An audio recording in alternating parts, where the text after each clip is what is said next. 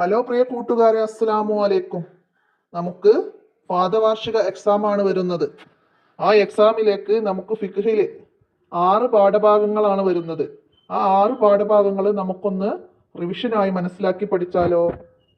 അപ്പം നമുക്ക് ഒന്നാമത്തെ പാഠം നിസ്കാരം അതാണ്. അപ്പം അതിൽ എന്തൊക്കെയാണ് നമുക്ക് ഇമ്പോർട്ടൻസ് മനസ്സിലാക്കാം. ഓരോ പാഠഭാഗങ്ങളും ഇതുപോലെ മനസ്സിലാക്കി പോകാം. വീഡിയോയിലേക്ക് കടക്കാം. ബിസ്മില്ലാഹിർ റഹ്മാനിർ റഹീം. നമുക്ക് ഒന്നാമത്തെ പാഠം വരുന്നത് നിസ്കാരത്തെ കുറിച്ചിട്ടാണ്. അപ്പോ വിട്ട ഭാഗം പൂരിപ്പിക്കാൻ വരും. എന്താണ്? നിസ്കാരം അതിമഹത്തായ ഡേഷ്. എന്താണ്? ഇബാദത്താണ്. നിസ്കാരം അതിമഹത്തായ ഇബാദത്താണ്. ലാ ഹത്ത ഫിൽ ഇസ്ലാമി ലിമൻ തറഖ സ്വലാത്ത്. നിസ്കാരം ഉപേക്ഷിച്ചവന് ഇസ്ലാമിൽ യാതൊരു അവകാശവുമില്ല. അപ്പൊ ഇത് പഠിക്കുക. വിട്ട ഭാഗം പൂരിപ്പിക്കാൻ അർത്ഥം എഴുതാൻ വരും. ലാ ഹത്ത ഫിൽ ഇസ്ലാമി ലിമൻ തറഖ സ്വലാത്ത്. നിസ്കാരം ഉപേക്ഷിച്ചവന് ഇസ്ലാമിൽ യാതൊരു അവകാശവുമില്ല. ആരാ പറഞ്ഞത്? ഇത് ഉമർ റളിയല്ലാഹു അൻഹു ആണ് പറഞ്ഞത്. ഉമർ റളിയല്ലാഹു അൻഹു പറഞ്ഞതാണ്. നുബുവത്തിന്റെ 11-ാം വർഷം റജബ് മാസം 27-ാം രാവിലാണ് 5 വക്ത് നിസ്കാരം നിർബന്ധമാക്കപ്പെട്ടത്. നിസ്കാരം നിർബന്ധമാക്കപ്പെട്ടു എന്നാണ് നിസ്കാരം നിർബന്ധമാക്കപ്പെട്ട വർഷം. അപ്പോ നമുക്ക് ആൻസർ എഴുതാൻ കഴിയണം. നുബുവത്തിന്റെ 11-ാം വർഷം റജബ് മാസം 27-ാം രാവിലാണ് 5 വക്ത് നിസ്കാരം നിർബന്ധമാക്കപ്പെട്ടത്. ഇട്ട ഭാഗം പൂരിപ്പിക്കുന്ന ചോദ്യമായിട്ട് വരാം. മനസ്സിലായില്ല? ചോദ്യം തന്നിട്ടുണ്ടോ? നമുക്ക് ഓപ്ഷനിൽ തിരഞ്ഞെടുത്ത നിസ്കാരം നിർബന്ധമാക്കപ്പെട്ട വർഷം നുബുവത്തിന്റെ 11-ാം വർഷം. മാസം ഏത്? റജബ് മാസം. ദിവസം ഏതായിരുന്നു? റജബ് 27-ന്. മനസ്സിലാക്കാം. അപ്പൊ റജബ് 27-ന്റെ പ്രത്യേകത എന്താ വെച്ചാല് നമുക്കത് എഴുതാം. നിസ്കാരം നിർബന്ധമാക്കപ്പെട്ട ദിവസമാണ് എന്നും. അപ്പൊ അത് മനസ്സിലാക്കാം. പിന്നെ നിസ്കാരം നിർബന്ധമാവാൻ 4 ഷർത്തുകളുണ്ട്. നിസ്കാരം നിർബന്ധമാവാനുള്ള ഷർത്തുകൾ ഏതൊക്കെയായിരുന്നു? മുസ്ലിം ആവുക, പ്രായപൂർത്തിയാവുക, ബുദ്ധി ഉണ്ടാവുക, ഹൈലി നിഫാസ് എന്നിവയിൽ നിന്ന് ശുദ്ധിയാവുക. അപ്പൊ ഇവർക്ക് നിസ്കാരം നിർബന്ധമാണ്. അപ്പൊ നിസ്കാരം നിർബന്ധമാവാനുള്ള ഷർത്തുകൾ എത്ര? 4. ഏതൊക്കെ നമുക്ക് എഴുതാം. അപ്പൊ അതുപോലെ നിസ്കാരം നിർബന്ധമാവാനുള്ള ഷർത്തുകളിൽ പെട്ടതാണ്. ഇതിലെ ഓപ്ഷനിൽ ഏതെങ്കിലും ഈ 4 ഏതെങ്കിലും ഓപ്ഷനിൽ തരും. അപ്പൊ നമുക്ക് അതിനെടുത്ത് എഴുതാൻ കഴിയും. ബുദ്ധി ഉണ്ടാവണം. എന്നാൽ ലഹരി ഉപയോഗിച്ച് ബുദ്ധി നഷ്ടപ്പെട്ടവർക്ക് നിസ്കാരം നിർബന്ധമാണ്. നിസ്കാരം നിർബന്ധമാണോ ലഹരി ഉപയോഗിച്ച് ബുദ്ധി നഷ്ടപ്പെട്ടവർക്ക് എന്ന് ചോദിച്ചാൽ നമുക്ക് എഴുതണം നിർബന്ധമാണ്. പിന്നെ പ്രായപൂർത്തിയുടെ അടയാളങ്ങൾ ഏതൊക്കെയാണ്? 15 വയസ്സ് പൂർത്തിയാവുക, മനി പുറപ്പെടുക, ഹെയർ ഉണ്ടാവുക. അപ്പൊ ഓപ്ഷനിൽ ഇതിൽ ഏതെങ്കിലും തന്നാലേ പ്രായപൂർത്തിയുടെ അടയാളം ഹെയർ ഉണ്ടാവുക. നമുക്ക് അതിന്റെ നേരെ ഡാഷ് ഇട്ടെടുത്ത് എഴുതി കൊടുക്കണം. അപ്പൊ അതൊക്കെ ഈ പാഠത്തുനിന്ന് ഇങ്ങനെയൊക്കെ മനസ്സിലാക്കാം. പിന്നെന്താണ്? ഹെയറിന്റെ പ്രായത്തിൽ ഏറ്റവും ചുരുങ്ങിയത് ഏകദേശം 9 വയസ്സാകുന്നു. ഹെയറിന്റെ പ്രായത്തിൽ ഏറ്റവും ചുരുങ്ങിയത് എത്ര? 9 വയസ്സാകുന്നു. 7 വയസ്സായ കുട്ടികളോട് നിസ്കരിക്കാൻ കൽപ്പിക്കണം. 10 വയസ്സായാൽ നിസ്കരിച്ചില്ലെങ്കിൽ അടിക്കണം. ഇവ രണ്ടും രക്ഷിതാക്കളുടെ കടമയാണ്. രക്ഷിതാക്കളുടെ കടമയാണെന്ത്? 7 വയസ്സായാൽ കുട്ടികളെ നിസ്കരിക്കാൻ കൽപ്പിക്കലും 10 വയസ്സായാൽ നിസ്കരിച്ചില്ലെങ്കിൽ അടിക്കലും. ഇവ രണ്ടും രക്ഷിതാക്കളുടെ കടമയാണ്. സമയമായാൽ ഉടനെ നിസ്കരിക്കണം. കാരണം കൂടാതെ നിസ്കാര സമയത്തെ വിട്ടു പിന്തിക്കാൻ പാടില്ല. വിട്ടഭാഗം പൂരിപ്പിക്കാൻ വരും. കാരണം കൂടാതെ നിസ്കാര സമയത്തെ വിട്ടു പിന്തിക്കാൻ പാടില്ല. ഉറക്കം, മറവി എന്നിവയാണ് കാരണങ്ങൾ. നിസ്കാരം വിട്ടു പിന്തിക്കാൻ പറ്റുന്ന കാരണങ്ങൾ അതിൽ പെട്ടതാണ് എന്ത്? ഉറക്കം, മറവി. ബാക്കി കളി, പിന്നെന്താണ്? കല്യാണം, സൽക്കാരം, ഇങ്ങനെയുള്ള കാര്യങ്ങൾ കൊണ്ടൊന്നും നിസ്കാരം വിട്ടു പിന്തിക്കാൻ പാടില്ല. മനസ്സിലായില്ല? ഉറക്കം, മറവി കാരണങ്ങൾ കൊണ്ട് നിസ്കാരം വിട്ടു പിന്തിക്കാവുന്നതാണ്. ഖളാ ആയാൽ ഉടനെ ഖളാ വീട്ടണം. എന്നാൽ ഹൈലോ നിഫാസോ ഉള്ള അവസരം നിസ്കരിക്കൽ ഹറാമാണ്. ഹൈലുകാരി നിസ്കരിക്കുന്നതിന്റെ വിധി എന്താണ്? ഹറാമാണ്. ഹൈലുകാരി നിസ്കരിക്കൽ ഹറാമാണ്. ഹൈൽ സമയത്ത് നിസ്കാരം ഖളാ വീട്ടൽ എന്താണ്? അതും ഹറാമാണ്. ആ സമയത്ത് നിസ്കാരം ഖളാ വീട്ടാനും പാടില്ലാത്തതാണ്. അപ്പൊ അത് വിധി എന്താന്ന് വെച്ചാല് ഹറാമാണ് ട്ടാ. ആ സമയത്ത് നിസ്കാരം ഖളാ വീട്ടലും ഹറാമാണ്. ഹൈലോ നിഫാസ ഉള്ള അവസരം നിസ്കരിക്കൽ ഹറാമാണ്. ആ സമയത്ത് നിസ്കാരം ഖളാ വീട്ടാൻ പാടില്ല. അപ്പൊ അവിടെ ഖളാ വീട്ടലും ഹറാമാണ്. അത് മനസ്സിലാക്കണം ട്ടാ. ചോദ്യം വരാം. അപ്പൊ നമ്മൾ തദ്രിബാത്തിൽ പറഞ്ഞ ചോദ്യങ്ങളൊക്കെ മനസ്സിലാക്കുക. ഖളാ വീട്ടാൻ പാടില്ലാത്ത നിസ്കാരം ഏത്? ഹൈല് സമയത്തുള്ള നിസ്കാരം. ഹൈലോ നിഫാസ ഉള്ള സമയത്ത് നിസ്കാരം ഖളാ വീട്ടാൻ പാടില്ല. അപ്പൊ അത് അങ്ങനെയും ചോദ്യം വരാം. പ്രായപൂർത്തിയുടെ അടയാളങ്ങൾ ഏതൊക്കെ പറഞ്ഞു. അപ്പൊ അതൊക്കെ പഠിക്കുക. അൽ മിയാഹ്, വെള്ളം അല്ലെ? നമ്മൾ പഠിച്ചിരുന്നു. എന്താണ്? തൊഹൂറായ വെള്ളം, തോഹിർ, 2 വെള്ളങ്ങൾ. പിന്നെ നജസ് കലർന്ന വെള്ളം അല്ലെ? അപ്പൊ എന്ന് പറഞ്ഞാൽ എന്താണ്? സ്വയം ശുദ്ധിയുള്ളതും മറ്റൊന്നിനെ ശുദ്ധിയാക്കാൻ പറ്റുന്നതും ആണെന്ത്? തുഹൂറായ വെള്ളം. സ്വയം ശുദ്ധിയുള്ളതും മറ്റൊന്നിനെ ശുദ്ധിയാക്കാൻ പറ്റുന്നതുമായ വെള്ളമാണ് എഴുതാൻ വരും തുഹൂർ അല്ലെ. ഉദാഹരണങ്ങളാണ് മഴവെള്ളം, പുഴവെള്ളം, കിണറിലെ വെള്ളം, കടൽ വെള്ളം. മഴവെള്ളം എന്ത് വെള്ളമാണ്? തുഹൂറായ വെള്ളം. കിണർ വെള്ളം തുഹൂറായ വെള്ളമാണ്. അപ്പൊ ഒന്നിനെ ശുദ്ധീകരിക്കാൻ ഉപയോഗിക്കുന്ന വെള്ളമാണ് എന്ത്? തുഹൂറായ വെള്ളം. അടുത്ത തോഹിർ പറയുന്നുണ്ട്. എന്താണ്? സ്വയം ശുദ്ധിയുള്ളതും മറ്റൊന്നിനെ ശുദ്ധിയാക്കാൻ പറ്റാത്തതും. സ്വയം ശുദ്ധിയുള്ളതാണ്, മറ്റൊന്നിനെ ശുദ്ധിയാക്കാൻ പറ്റൂല. അതാണ് തേങ്ങാ വെള്ളം, കഞ്ഞിവെള്ളം, നാരങ്ങാ വെള്ളം, ജ്യൂസ്, അതൊക്കെ തോഹിറാണ്. അത് നമ്മൾ കുടിക്കാൻ പറ്റും, സ്വയം ശുദ്ധിയുള്ളതാണ്. എന്നാല് അതുകൊണ്ട് നമുക്ക് ശുദ്ധീകരണത്തിന് പറ്റൂല. അപ്പൊ അത് തൊഹൂറും തോഹിറും എന്നായി മനസ്സിലാക്കാം. പിന്നെ നജസ് എന്താണ്? സ്വയം ശുദ്ധി ഇല്ലാത്തതും മറ്റൊന്നിനെ ശുദ്ധിയാക്കാൻ പറ്റാത്തതും. നജസ് കലർന്ന വെള്ളം, ഉദാഹരണം മൂത്രം, ലഹരി ദ്രാവകം, ഇതൊക്കെ എന്താണ്? നജസാണ്. നജസ് കലർന്ന വെള്ളം ഒക്കെ നജസാണ്. മനസ്സിലായില്ല? ലഹരി ദ്രാവകങ്ങള് അതൊക്കെ നജസാണ്. മനസ്സിലാക്കി പഠിക്കാം. നജസ് സ്വയം ശുദ്ധി ഇല്ലാത്തതും മറ്റൊന്നിനെ ശുദ്ധിയാക്കാൻ പറ്റാത്തതുമാണ് നജസ്. ഉദാഹരണമാണ് മൂത്രം അല്ലെ. മൂത്രം വെള്ളമാണ്, പക്ഷെ അതെന്താ? സ്വയം ശുദ്ധി ഇല്ലാത്തതാണ്, മറ്റൊന്നിനെ ശുദ്ധിയാക്കാൻ പറ്റൂല. പിന്നെ ഫർളായ ശുദ്ധീകരണത്തിന് ഉപയോഗിക്കപ്പെട്ട വെള്ളത്തിന് മുസ്തഅമൽ എന്ന് പറയുന്നു. ആ വെള്ളം ശുദ്ധീകരണത്തിന് പറ്റൂല. അതായത് ഉളൂല് ഉപയോഗിച്ച വെള്ളം നമ്മള് മറ്റൊരു ശുദ്ധീകരണത്തിന് പറ്റൂല. അപ്പൊ ഫർളായ ശുദ്ധീകരണത്തിന് ഉപയോഗിച്ച വെള്ളത്തിന് മുസ്തഅമൽ എന്ന് പറയുന്നു. ഉളൂല് ഉപയോഗിച്ച വെള്ളത്തിന് പറയുന്ന പേരെന്ത് ചോദ്യം വന്നാലാ? മുസ്തഅമൽ എന്ന് പറയുന്നു. ഫർളായ ശുദ്ധീകരണത്തിന് ഉപയോഗിച്ചത് അത് ശുദ്ധീകരണത്തിന് പറ്റൂല. അപ്പൊ നമുക്ക് ശുദ്ധീകരണത്തിന് പറ്റാത്ത വെള്ളങ്ങൾ ഏതൊക്കെ അങ്ങനെ ചോദിച്ചാലോ? തോഹിറ്, നജസായ വെള്ളം, പിന്നെ മുസ്തഅമൽ. ഇതൊന്നും ശുദ്ധീകരണത്തിന് പറ്റൂല, ശുദ്ധീകരണത്തിന് പറ്റാത്ത വെള്ളം. അപ്പൊ ശുദ്ധീകരണത്തിന് പറ്റുന്നത് തൊഹൂറായ വെള്ളം മാത്രമാണ്. തൊഹൂർ ഉളൂ ചെയ്യുക, കുളിക്കുക, വൃത്തിയാക്കുക, കുടിക്കുക മുതലായ കാര്യങ്ങൾക്കാണ്. തോഹിറ് കുടിക്കാൻ, ശുചീകരണം അല്ലാത്ത മറ്റു ആവശ്യങ്ങൾക്കൊക്കെ തോഹിറായ വെള്ളം ഉപയോഗിക്കും. നജസ് ഉപയോഗിക്കാൻ പാടില്ല. നമുക്കിവിടെ തദ്രിബാത്തിൽ വന്ന പോലെ തൊഹൂറും തോഹിറും നജസും തിരിച്ചറിഞ്ഞ് അടയാളപ്പെടുത്താനോ എടുത്തെഴുതാനൊക്കെ വരാം. കടൽ വെള്ളം തൊഹൂറ്, കള്ള് നജസാണ്, മൂത്രം നജസ്, ജ്യൂസ് തോഹിർ, നാരങ്ങാ വെള്ളം തോഹിർ. തൊഹൂർ എന്നാൽ എന്ത്? തോഹിർ എന്നാൽ എന്ത്? നജസ് എന്നാൽ എന്ത്?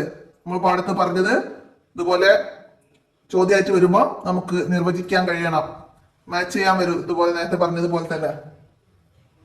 മൂന്നാമത്തെ പാഠം നജ്സാത്തു വ തത്ഹീറുഹ. നിസ്കാരം ശരിയാവണമെങ്കിൽ നജസുകളിൽ നിന്ന് ശുദ്ധിയാവേണ്ടതുണ്ട്. നജസുകൾ 3 വിധാണ്. നജസുകൾ എത്ര വിധം? ഏതെല്ലാം? 3 വിധം. മുഹഫഫ്, മുത്തവസ്സിത്ത്, മുഅല്ലല്. എന്താണ് മുഹഫഫ്? 2 വയസ്സ് തികയാത്ത, പാലില്ലാത്ത, ഒന്നും കഴിക്കാത്ത ആൺകുട്ടിയുടെ മൂത്രം, ലഘുവായ നജസ്, അതാണ് മുഹഫഫ്. അതുകൊണ്ട് മലിനമായാൽ, അതായത് മൂത്രമായ സ്ഥലത്ത് എത്തും വിധം മൂത്രത്തേക്കാൾ കൂടുതൽ വെള്ളം കുടഞ്ഞാൽ മതി, കഴുകേണ്ടതില്ല. അപ്പൊ മുഹഫഫ് എന്താന്ന് മനസ്സിലാക്കാം. മുഹഫഫ് വൃത്തിയാക്കേണ്ടത് എങ്ങനെയാണെന്ന് മനസ്സിലാക്കാം. നിലത്ത് മൂത്രം പോലുള്ള നജസ് അത് വറ്റിയിട്ടുണ്ടെങ്കിൽ ആ സ്ഥലം മൂടുന്ന രീതിയിൽ വെള്ളം ഒഴിക്കണം. നജസ് നിലത്ത്, വീടിന്റെ നിലത്ത് മൂത്രം പോലുള്ള നജസായാല് അത് വറ്റിയിട്ടുണ്ടെങ്കിൽ ആ സ്ഥലം മൂടുന്ന രീതിയിൽ വെള്ളം ഒഴിക്കണം. വറ്റിയിട്ടില്ലെങ്കിൽ അതിനെ നീക്കിയ ശേഷമാണ് വെള്ളം ഒഴിക്കേണ്ടത്. അത് അങ്ങനെ തന്നെ പഠിക്കണം കേട്ടോ. പിന്നെ മുത്തവസ്സിത്ത് മലം, മൂത്രം, ഛർദിച്ചത്, രക്തം, ചലം, മനുഷ്യൻ, മത്സ്യം, വെട്ടുകിളി എന്നിവയുടേതല്ലാത്ത ശവം, മദീ, വദീ, ലഹരി ദ്രാവകങ്ങൾ എന്നിവയെല്ലാം ഇടത്തരം നജസുകളാണ്. മുത്തവസ്സിത്ത്. ഇവ കൊണ്ട് നജസായവ ശുദ്ധിയാവണമെങ്കിൽ നജസിന്റെ നിറം, മണം, രുചി എന്നിവ നീങ്ങുന്നത് വരെ കഴുകണം. മലം, മൂത്രം, രക്തം ഇതൊക്കെ എന്താണ്? മുത്തവസ്സിത്തായ നജസുകളാണ്. മദീ, വദീ ഒക്കെ. അതുകൊണ്ട് മലിനമായാൽ എന്താണ്? നജസിന്റെ നിറം, മണം, രുചി എന്നിവ നീങ്ങുന്നത് വരെ കഴുകണം. പ്രയാസപ്പെട്ട് കഴുകിയിട്ടോ മണമോ രുചിയോ എന്തെങ്കിലും നീങ്ങുന്നില്ലെങ്കിൽ വിരോധമില്ല. എന്നാൽ നിറം, മണം എന്നിവ രണ്ടും കൂടിയോ രുചി മാത്രമായോ നീങ്ങുന്നില്ലെങ്കിൽ അവിടെ മുറിച്ചു കളഞ്ഞാൽ മാത്രം നീങ്ങുന്നു എന്ന അവസ്ഥയിൽ അത് പൊറുക്കപ്പെടുന്നതാണ്. മുഅല്ലദ് പറഞ്ഞാൽ ഗൗരവമുള്ള നജസ്. നായ, പന്നി എന്നിവയും അവയിൽ നിന്ന് ജന്മം കൊണ്ടവയും ഗൗരവമുള്ള നജസാണ്. അവ കൊണ്ട് നജസായവ ശുദ്ധിയാവണമെങ്കിൽ 7 പ്രാവശ്യം കഴുകണം. അതിലൊരു പ്രാവശ്യം ശുദ്ധമായ മണ്ണ് കലക്കിയ വെള്ളം കൊണ്ടാവണം. നജസിന്റെ തടി ഉണ്ടെങ്കിൽ അത് ആദ്യം നീക്കം ചെയ്യണം. അതിനായി 7 തവണ കഴുകിയാലോ അത് ഒന്നായി മാത്രമേ പരിഗണിക്കൂ. നജസിന്റെ തടി എന്തെങ്കിലും ഉണ്ടെങ്കിൽ, നായ, പന്നി എന്നിവയുടെ തടി അവിടെ എന്തെങ്കിലും ഉണ്ടെങ്കിൽ അവ എത്ര തവണ കഴുകിയിട്ടാണ് നജസ് പോയത് എങ്കിൽ അത് 1 തവണ മാത്രമായിട്ടാണ് പരിഗണിക്കുകയുള്ളൂ. അപ്പോ മുഅല്ലലായ നജസ് വൃത്തിയാക്കേണ്ടത് എങ്ങനെ? 7 തവണ കഴുകണം. ഏത് നജസ്? അങ്ങനൊക്കെ നമുക്ക് ചോദ്യം വരാം. പിന്നെ 2 കുല്ലത്ത് തന്നെ ഏകദേശം 200 ലിറ്റർ ആണ്. ഏകദേശം 200 ലിറ്റർ ആണ്. ഈ 200 ലിറ്ററിൽ കുറവുള്ള വെള്ളത്തിൽ നജസായ വസ്തു ഇട്ട് കഴുകരുത്. വെള്ളം അതിന്മേൽ ഒഴിച്ചാണ് കഴുകേണ്ടത്. നജസായ വസ്തു വെള്ളത്തിൽ ഇട്ട് കഴുകരുത്. വെള്ളം അതിന്മേൽ ഒഴിച്ചാണ് കഴുകേണ്ടത്. എന്നാൽ 2 കുല്ലത്തിലധികമുള്ള വെള്ളത്തിൽ നജസായ വസ്തു അതിലിട്ട് കഴുകാവുന്നതാണ്. ലഹരി ദ്രാവകങ്ങൾ സ്വയം സുർക്കയാവൽ കൊണ്ടും നായ, പന്നി എന്നിവയില്ലാത്ത ശവത്തിന്റെ തോൽ ഊറക്കിടൽ കൊണ്ടും ശുദ്ധിയാവും. അപ്പൊ ഊറക്കിടൽ കൊണ്ട് ശുദ്ധിയാവുന്ന നജസ് ഏത്? നായ, പന്നി എന്നിവയില്ലാത്ത ശവത്തിന്റെ തോല്. വിട്ടഭാഗം പൂരിപ്പിക്കാൻ വരുന്നതാണ് ലഹരി ദ്രാവകങ്ങൾ സ്വയം സുർക്കയാവൽ കൊണ്ട് എന്താണ്? ശുദ്ധിയാകും. മനസ്സിലാക്കി എഴുതണം. പിന്നെന്താണ്? നജസല്ലാത്ത ശവങ്ങൾ ഏതെല്ലാന്ന് വെച്ചാലോ മനുഷ്യൻ, മത്സ്യം, ജറാദ്. വെട്ടുകിളി എന്ന് പറയും ജറാദ്. അപ്പൊ അതില് ഏതെങ്കിലും ഒന്ന് എഴുതിയാൽ മതി. മനുഷ്യൻ, മത്സ്യം, വെട്ടുകിളി അങ്ങനെ എഴുതിയാലും മതി. പിന്നെന്താണ്? 7 പ്രാവശ്യം കഴുകേണ്ട നജസ് ഏതല്ല? നായ, പന്നി എന്നിവയും അവയിൽ നിന്ന് ജന്മം കൊണ്ടവയും നമുക്ക് 7 തവണ കഴുകേണ്ട നജസാണ്. അതുപോലെ തന്നെ നമുക്ക് വേർതിരിക്കാൻ തന്നാ മനസ്സിലാക്കി എഴുതാൻ കഴിയണം. മുഅല്ലൽ, മുത്തവസ്സിത്ത്, മുഹഫഫ് അതൊക്കെ എന്താണെന്ന് വിവരിക്കാൻ വന്നാല് എഴുതണം. 4ാമത്തെ പാഠം ഇസ്തിൻജാ. നമ്മുടെ മലമൂത്ര വിസർജനം ചെയ്ത് കഴുകുന്നതിനാണ് ശൗചം ചെയ്യൽ ഇസ്തിൻജാ എന്ന് പറയുന്നത്. എന്താണ് ഇസ്തിൻജാ? മലമൂത്ര ദ്വാരങ്ങളിൽ കൂടി വല്ലതും പുറത്തു വന്നാൽ ആ ഭാഗം ശുദ്ധിയാക്കുന്നതിനാണ് ഇസ്തിൻജാ എന്ന് പറയുന്നത്. ശൗചം ചെയ്യുന്നതിന്റെ വിധി: പുറപ്പെട്ട വസ്തു നനവുള്ളതാണെങ്കിൽ വാജിബാണ്, നനവില്ലെങ്കിൽ സുന്നത്താണ്. കാറ്റ് ആണെങ്കിൽ കറാഹത്താണ്. കാറ്റാണെങ്കിൽ ശൗചം ചെയ്യുന്നതിന്റെ വിധി എന്ത്? കറാഹത്താണ്. നനവുണ്ടെങ്കിൽ ശൗചം ചെയ്യുന്നതിന്റെ വിധി എന്ത്? അത് വാജിബാണ്. നനവില്ലെങ്കിൽ സുന്നത്താണ്. ശൗചം ചെയ്യേണ്ട വസ്തുക്കൾ: തുഹൂറായ വെള്ളം തുഹൂറായിരിക്കണം. പിന്നെ നജസിനെ വലിച്ചെടുക്കുന്ന ശുദ്ധിയുള്ള കല്ല്, ടിഷ്യൂ പേപ്പർ മുതലായവ കൊണ്ട് ശൗചം ചെയ്യാവുന്നതാണ്. ശൗചം ചെയ്യൽ ഹറാമായ വസ്തു, ബഹുമാനിക്കപ്പെടുന്ന വസ്തുക്കള്, ഭക്ഷണം, എല്ല്, ഇതൊക്കെ ശൗചം ചെയ്യൽ ഹറാമാണ്. അതൊന്നും ഉപയോഗിച്ച് ശൗചം ചെയ്യാൻ പാടില്ല. എങ്ങനെയുള്ള കല്ലാണ് ശൗചം ചെയ്യാൻ ഉപയോഗിക്കേണ്ടതെന്ന് ചോദിച്ചാലോ നജസിനെ വലിച്ചെടുക്കുന്ന എങ്ങനെയുള്ള പേപ്പറാണ്? ടിഷ്യൂ പേപ്പറാണ് നമുക്ക് ശൗചം ചെയ്യാൻ ഉപയോഗിക്കേണ്ടത്. വെള്ളം കൊണ്ട് ഡാഷ് ചെയ്യുമ്പോൾ നജസ് പോയിട്ടുണ്ടെന്ന് മികച്ച ധാരണ ഉണ്ടാവണം. എന്ത് ചെയ്യുമ്പോഴാണ്? ശൗചം ചെയ്യുമ്പോൾ. ടിഷ്യൂ പേപ്പർ, കല്ല് പോലുള്ളവ കൊണ്ട് മുഴുവൻ സ്ഥലവും 3 പ്രാവശ്യം തടവണം. ടിഷ്യൂ പേപ്പർ, കല്ല് മുതലായവ കൊണ്ട് ശൗചം ചെയ്യുമ്പോൾ എത്ര തവണ തടവണം? 3 തവണ, 3 പ്രാവശ്യം. എന്നിട്ടും ശുദ്ധിയായിട്ടില്ലെങ്കിൽ ശുദ്ധിയാകുന്നത് വരെ തടവണം. തടവൽ, ഒറ്റയാവൽ എന്താണ്? സുന്നത്താണ്. കല്ല്, ടിഷ്യൂ പേപ്പർ കൊണ്ട് തടവുമ്പോൾ സുന്നത്താണ്. എന്ത്? ഒറ്റയാകൽ തടവുന്നത് ഒറ്റയാകൽ സുന്നത്താണ്. നജസ് ഉണങ്ങിയിട്ടുണ്ടെങ്കിൽ വെള്ളം കൊണ്ട് മാത്രമേ ഇസ്തിൻജാവ് പറ്റുകയുള്ളൂ. വിട്ടഭാഗം പൂരിപ്പിക്കാൻ വരും. നജസ് ഉണങ്ങിയിട്ടുണ്ടെങ്കിൽ വെള്ളം കൊണ്ട് മാത്രമേ ഇസ്തിൻജാവ് പറ്റുകയുള്ളൂ. കാരണമില്ലാതെ വലത് കൈകൊണ്ട് ശൗചം ചെയ്യൽ കറാഹത്താണ്. ഒരുപാട് കാര്യങ്ങൾ ഇവിടെ നമുക്ക് വിധികൾ എഴുതാൻ വരും. എങ്ങനെ? വലത് കൈകൊണ്ട് ശൗചം ചെയ്യുന്നതിന്റെ വിധി എന്ത്? കറാഹത്താണ്. മനസ്സിലായില്ല? പിന്നെ കാറ്റാണെങ്കിൽ ശൗചം ചെയ്യുന്നതിന്റെ വിധി എന്ത്? കറാഹത്താണ്. നനവില്ലെങ്കിൽ അവിടെ ശൗചം ചെയ്യൽ സുന്നത്താണ്.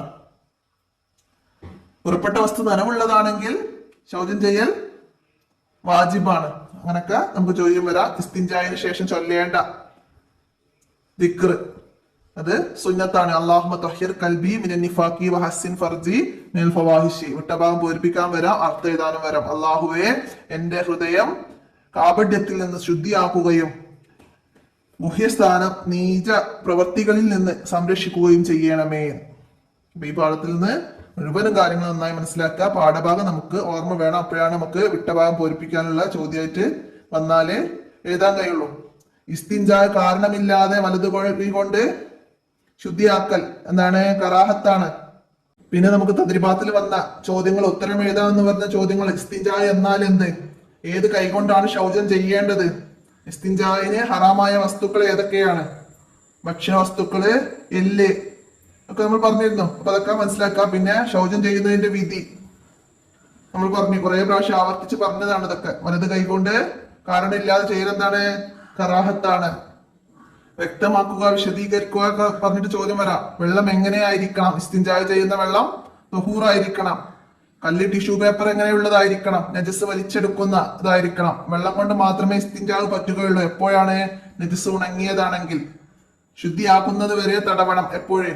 കല്ല് ടിഷ്യൂ പേപ്പർ മുതലായ ഉപയോഗിച്ച് തടവുകയാണെങ്കിൽ ശുദ്ധിയാകുന്നത് വരെ തടവണം. മനസ്സിലാക്കുക. അതുപോലെ അർത്ഥം സഹിതം വിട്ടഭാഗം പൂരിപ്പിക്കാൻ തരും. മനസ്സിലാക്കി പഠിക്കുക. നമുക്ക് അഞ്ചാമത്തെ പാഠം നോക്കാം. ഫുറൂദുൽ ഉളൂഇ, ഉളൂഇന്റെ ഫർളുകൾ. ഉളൂഇന്റെ ഫർളുകൾ എത്രയാണ്? 6 ഉളൂഇന്റെ ഫർളുകൾ 6. രണ്ടാമത്തേത് ഏത്? അപ്പൊ നമുക്ക് എഴുതാൻ കഴിയണം. മുഖം കഴുകലാണ്. ഉളൂഇൽ മുഖം കഴുകണം. എങ്ങനെ? മുഖത്തിന്റെ മുഴുവൻ ഭാഗങ്ങളും കഴുകണം. തിങ്ങിയ താടി, ഉള്ള് ഒക്കെ തിക്കകറ്റി എല്ലാ രോമങ്ങളും ഉള്ളും പുറവും കഴുകണം. പിന്നെന്താണ്? മുഖത്തിന്റെ അതിർത്തിക്കപ്പുറത്തുള്ള അല്പം ഭാഗം കൂട്ടി കഴുകൽ വാജിബാണ്. അപ്പൊ അതൊക്കെ മനസ്സിലാക്കണം. ഉളൂഇന്റെ ഫർളുകളിൽ ഒന്നാമത്തെ നിയ്യത്താണ്. നിയ്യത്തിന്റെ രൂപം, ഉളൂ എന്ന ഫർളിനെ ഞാൻ വീട്ടുന്നു എന്നോ ചെറിയ അശുദ്ധിയിൽ നിന്ന് അശുദ്ധിയെ ഞാൻ ഉയർത്തുന്നു എന്നോ കരുതിയാൽ മതി. ഉളൂഇന്റെ നിയ്യത്ത് അതെപ്പോഴാണ് കരുതേണ്ടത്? മുഖം കഴുകുന്നതിന്റെ തുടക്കത്തിലാണ് നിയ്യത്ത് ചെയ്യേണ്ടത്. മുഖം കഴുകുന്നതിന്റെ തുടക്കത്തില്, ഉളൂഇൽ മുഖം കഴുകുന്നതിന്റെ തുടക്കത്തിൽ കരുതണം. എന്താണ്? നിയ്യത്ത്. നിയ്യത്ത് പറയൽ സുന്നത്താണ്. നിയ്യത്ത് പറയൽ സുന്നത്താണ്. അപ്പം നിയ്യത്ത് പറയൽ സുന്നത്താണ്. അപ്പം നിയ്യത്ത് കരുതൽ നിർബന്ധമാണ്, അത് പറയൽ സുന്നത്താണ്. അപ്പൊ അത് മനസ്സിലാക്കാം. പിന്നെന്താണ്? മുഖം കഴുകല് നമ്മൾ പറഞ്ഞില്ല, മുഖത്തിന്റെ അതിർത്തിക്ക് അപ്പുറമുള്ള അല്പം ഭാഗം കൂട്ടി കഴുകണം. അത് വാജിബാണ്. പിന്നെന്താണ്?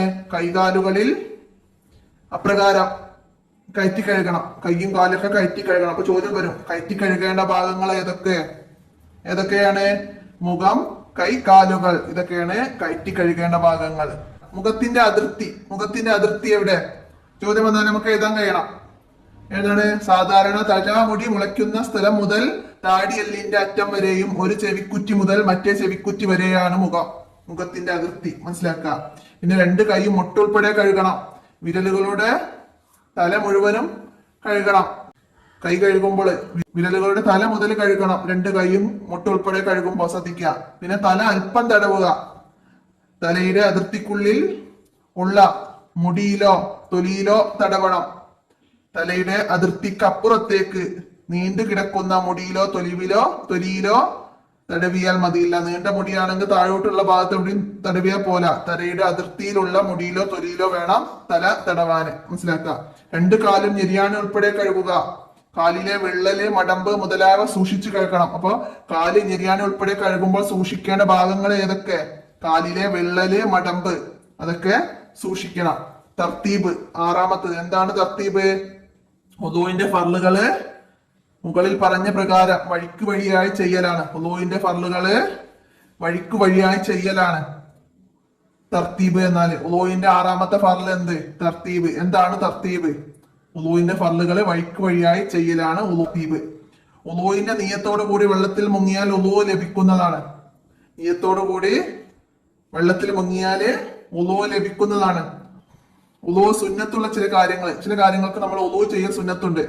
ഏതൊക്കെ? ഖുർആൻ ഓതാന്, ബാങ്ക് വിളിക്കാന്, ഖബർ സിയാറത്ത് ചെയ്യാന്, പള്ളിയിൽ പ്രവേശിക്കാന്, ഉറങ്ങാൻ ഉദ്ദേശിച്ചാല്, ഇതൊക്കെ ഉദ്ദേശിച്ചാൽ ഉളൂ സുന്നത്തുണ്ട്. അപ്പൊ ഉളൂ സുന്നത്തുള്ള സന്ദർഭങ്ങൾ ആണ് എന്ന് പറഞ്ഞിട്ട് നമുക്ക് ഓപ്ഷനിൽ ഇതിൽ ഏതെങ്കിലും തരാം. അല്ലെങ്കിൽ നമുക്ക് ഉളൂ സുന്നത്തുള്ള ചില കാര്യങ്ങളിൽ നിന്ന് രണ്ടെണ്ണം എഴുതുക എന്ന് പറഞ്ഞാൽ നമുക്ക് ഇതിൽ നിന്ന് രണ്ടെണ്ണം എഴുതണം. അപ്പൊ ഇത്രയൊക്കെയാണ് ഈ പാഠത്തിൽ പറഞ്ഞത്. തദ്രിബാത്തില് ശരിയോ തെറ്റോ അടയാളപ്പെടുത്താൻ വന്നിട്ടുണ്ട്. അപ്പൊ അതൊക്കെ മനസ്സിലാക്കണം. അതുപോലെ നമുക്ക് വേറെയും തരാം. എന്താണ്, തല തടവിയതിന് ശേഷമാണോ മുഖം തടവേണ്ടതെന്ന് ചോദിച്ചാല് നമുക്ക് ശരിയോ തെറ്റോ തിരിച്ചറിയാൻ കഴിയണം. എന്താണ്, മുഖം കഴുകിയതിന് ശേഷം ആണ് രണ്ട് കൈയും കഴുകേണ്ടത്, അതിന് ശേഷമാണ് തല തടവേണ്ടത്. അപ്പൊ അങ്ങനെയൊക്കെ മനസ്സിലാക്കി. ഉളൂവിന്റെ ഫർളുകൾ ഓർഡറിൽ, ഉളൂവിന്റെ ക്രമമാണ് നമ്മൾ ഈ ഫർളുകൾ ഓർഡറിൽ പറയുന്നത്. അപ്പൊ അത് മനസ്സിലാക്കണം. നിയത്ത് പറയുക മാത്രം ചെയ്യുന്നു ആണോ? പറയുകയും മനസ്സിൽ കരുതുകയും വേണം. പറയല് സുന്നത്താണ്. തെറ്റുകൾ ശരിയാക്കാൻ വരും. ഖുർആൻ ഓതാൻ ഉളൂ നിർബന്ധമാണ് ആണോ? ഖുർആൻ ഓതാൻ ഉളൂ സുന്നത്താണ്. നിയത്തില്ലാതെ വെള്ളത്തിൽ മുങ്ങിയാൽ ഉളൂ ലഭിക്കും. നിയത്തില്ലാതല്ല, നിയത്തോട് കൂടിയിട്ടാണ്. വെള്ളത്തിൽ മുങ്ങിയാലാണ് ഉളൂ ലഭിക്കുന്നത്. മൂക്കിൽ വെള്ളം കയറ്റി ചീറ്റൽ ഉളൂവിന്റെ ഫർളിൽ പെട്ടതാണ് ആണോ? അല്ല, ഉളൂവിന്റെ സുന്നത്താണ്. വേർതിരിച്ച് എഴുതാനാണ്. കഴുകൽ നിർബന്ധമായ അവയവങ്ങള് മുഖം, കാൽ രണ്ടും, കൈ രണ്ടും മുട്ടോട് ഉൾപ്പെടെ. അപ്പൊ അതൊക്കെയാണ് കൈകൾ നിർബന്ധമായത്. തടവേണ്ടത് ചെവിയും തലയും. അപ്പൊ ഇതൊക്കെ അത്രയും മനസ്സിലാക്കി നമുക്ക് പാഠഭാഗങ്ങൾ തിരിച്ചറിഞ്ഞ് മനസ്സിലാക്കാനും എഴുതാനൊക്കെ കഴിയണം. ആറാമത്തെ പാഠം നോക്കാം നമുക്ക്. ആറാമത്തത് ഉസ്ലി, കുളിയാണ്. എന്താണ് കുളി? വലിയ അശുദ്ധി ഉണ്ടായാൽ നമ്മൾ കുളിക്കണം. നീയത്തോടു കൂടി ശരീരം മുഴുവനും വെള്ളം ഒലിപ്പിക്കലാണ് കുളി. നീയത്തോടു കൂടി ശരീരം മുഴുവനും വെള്ളം ഒലിപ്പിക്കലാണ് കുളി. വലിയ അശുദ്ധിയുടെ കാരണങ്ങൾ എന്താണ്? മനി പുറപ്പെടുക, ലിംഗത്തിന്റെ അഗ്രഭാഗം ഫർജിൽ കടക്കുക, ഹൈല് രക്തം മുറിയുക, നിഫാസ് രക്തം മുറിയുക, പ്രസവിക്കുക. പിന്നെ അവിടെ ഹൈല് എന്താണ്, നിഫാസ് എന്താണെന്നൊക്കെ പറയുന്നുണ്ട്. ഏകദേശം 9 വയസ്സാണ് ഹൈൽ ഉണ്ടാകുന്നത്. ചുരുങ്ങിയത് 1 ദിവസവും, സാധാരണ 6 or 7 ദിവസവും, കൂടിയാൽ 15 ദിവസവുമാണ് ഇതിന്റെ കാലം. അതുപോലെ പ്രസവത്തിന് ശേഷം 15 ദിവസം കഴിയും മുമ്പ് ഗർഭപാത്രത്തിൽ നിന്ന് പുറപ്പെടുന്ന രക്തമാണ് നിഫാസ്. ചുരുങ്ങിയ നിഫാസ് അല്പസമയമാണ്. സാധാരണ 40 ദിവസം, കൂടിയാൽ 60 ദിവസമാണ്. കുളിയുടെ ഫർളുകൾ 2 എണ്ണാണ്. 1 നെയ്യത്തും, 2 ശരീരം മുഴുവനും വെള്ളം ചേർക്കലാണ്. എന്താണ് കുളിയുടെ നെയ്യത്ത്? കുളി എന്ന ഫർളിനെ ഞാൻ വീട്ടുന്നു എന്നോ വലിയ അശുദ്ധിയെ ഞാൻ ഉയർത്തുന്നു എന്ന് കരുതലാണ്. പിന്നെ കുളിയുടെ ഷർത്തുകൾ, അത് ഉളൂവിന്റെ ഷർത്തുകൾ തന്നെയാണ്. അതുപോലെ നമ്മള് കുളിയുടെ സുന്നത്തുകളിൽ നിന്ന് 2 എണ്ണം എഴുതുക എന്നൊക്കെ പറഞ്ഞിട്ട് നമുക്ക് ചോദ്യം വരും. അപ്പൊ അത് സുന്നത്തുകളൊക്കെ നന്നായി മനസ്സിലാക്കുക.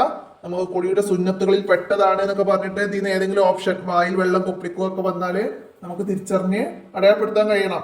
പിന്നെ കുളി സുന്നത്തുള്ള സമയം 2 പെരുന്നാൾ ദിവസവും, പിന്നെ ജുമുഅക്കും, പിന്നെ റമദാനിലെ എല്ലാ രാത്രികളിലും, പിന്നെ ശരീരത്തിലെ അഴുക്കകറ്റാനും മോശം വാസന നീക്കാനും ഒക്കെ കുളി സുന്നത്താണ്.